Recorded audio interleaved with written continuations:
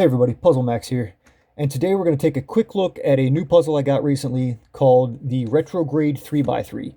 This is from user Akkei on Instagram, link down in the description, check it out.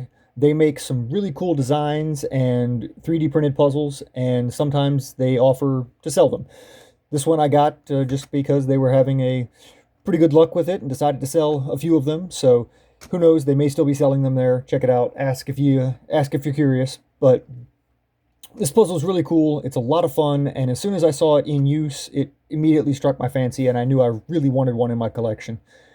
So you're thinking right now that this looks like just some kind of big, crazy 3x3 with weird colors, and that's all it is. But no, it's actually a whole lot more cool than that. First of all, it is big, and it does really resemble a crazy 3x3. But on a standard crazy 3x3, the circle, when you turn a face, stays put or moves with the face. Those are the two options. But the reason this puzzle, the Retrograde 3x3, is so large is because there's a really interesting gear system inside of this.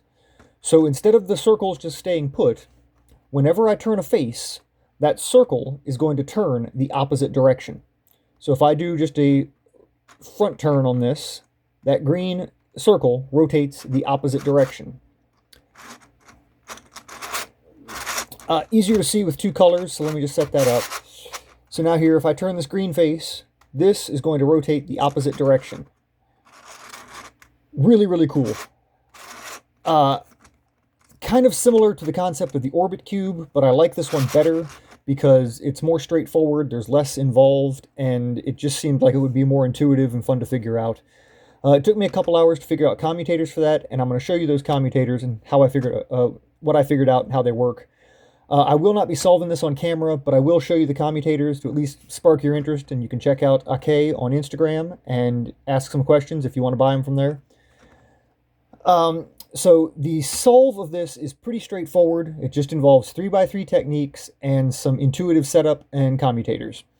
The way I solve this is by first solving the outside edges, these outer edge pieces, and then using a commutator to bring the inside edge pieces in and build the complete cross.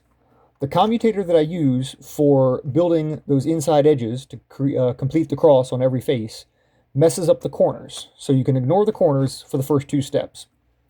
After the cross is built, then you solve the outside corners using just standard 3x3 logic, and then another commutator that will move these inside corner pieces in a pure swap.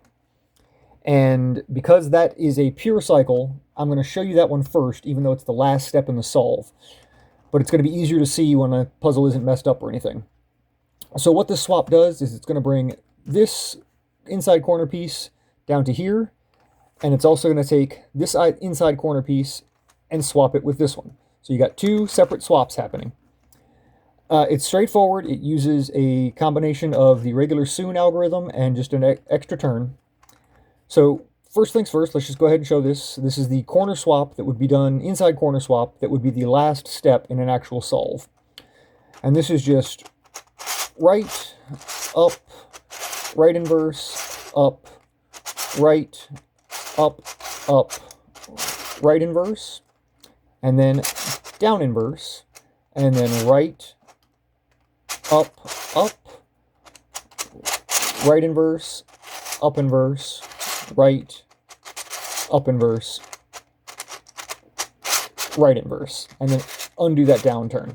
So basically a Soon, a down inverse, undo the Soon, undo the down turn. And as you can see, it's swapped this inside corner and this inside corner, and this inside corner has swapped with this inside corner. Pure cycle rather.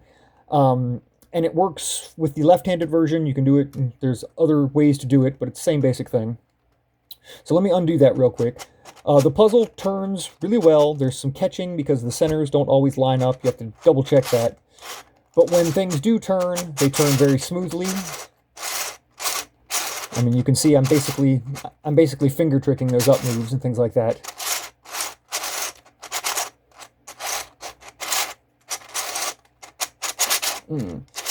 It's got the scratchy sound of a standard 3D printed puzzle, and my biggest issue is because I have such small hands, I have a really hard time getting good grips and making sure things are lined up, but that's besides the point. So that would be the last step, is getting those all put into place. And that's really fun because there's some creative setups involved. And once you get used to the fact that these circles rotate the opposite direction, you can use some really interesting setup moves in order to move pieces away from one another so you can have things in the right place.